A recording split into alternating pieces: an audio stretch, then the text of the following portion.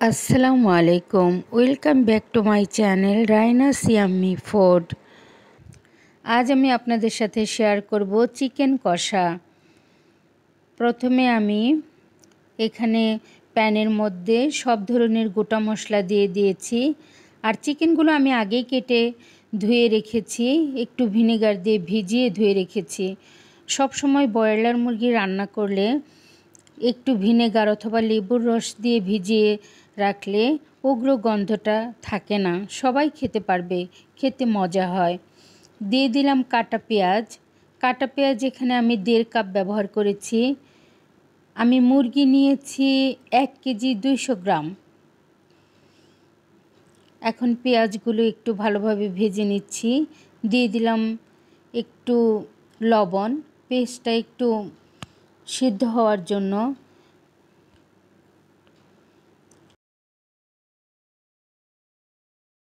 এখন দিয়ে দিচ্ছি আদা রসুনের পেস্ট। এখানে আমি 4 টেবিল চামচ আদা রসুনের পেস্ট ব্যবহার করেছি। এই তো পেঁয়াজের সঙ্গে আমি আদা রসুনের পেস্ট দিয়ে খুব ভালোভাবে ভেজে নিচ্ছি। ভাজা হলে এখানে আমি দিয়ে দিব হলুদ, মরিচ, ধনিয়ার গুঁড়া। এই মশলাগুলো আমি একসাথে করা। 2 চামচ হলুদের গুঁড়া, 2 চামচ মরিচের গুঁড়া আর 1 চামচ ধনিয়ার গুঁড়া। এখন সব মশলা আমি একসঙ্গে দিয়ে খুব ভালোভাবে একটু পানি দিয়ে কষিয়ে নেব। যেহেতু গুঁড়া মশলা ইউজ করছি, পানি না দিলে পুড়ে যাবে, তাই পানি দিয়ে মশলাটাকে খুব ভালোভাবে কষিয়ে নেব। দিয়ে দিচ্ছি পরিমাণ মতো লবণ। তখন আমি খুব সামান্য লবণ দিয়েছিলাম, এখন ঠিক করে লবণ দিয়ে দিচ্ছি। মশলা আমার কষানো শেষ, উপরে তেল উঠে এসেছে। এখন দিয়ে দিব মুরগি। এই তো মুরগির মাংস দিয়ে দিচ্ছি। মুরগির মাংস দিয়ে খুব ভালোভাবে নাড়াচাড়া করে কষাতে থাকবো।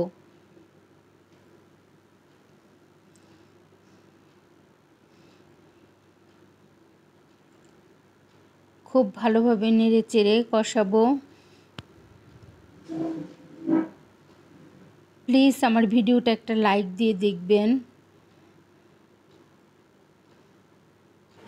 প্লিজ ভিডিওটা লাইক দিয়ে দেখবেন। আর আপনি যদি সাবস্ক্রাইব করে না থাকেন তাহলে প্লিজ সাবস্ক্রাইব করে দিবেন।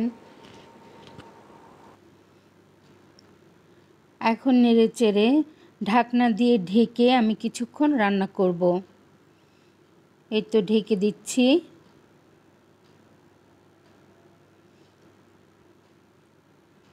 ঢাকনা দিয়ে ঢেকে আমি রান্না করার সময় মাঝে মাঝে নেড়ে দিয়েছিলাম। আমার হয়ে গেছে রান্না।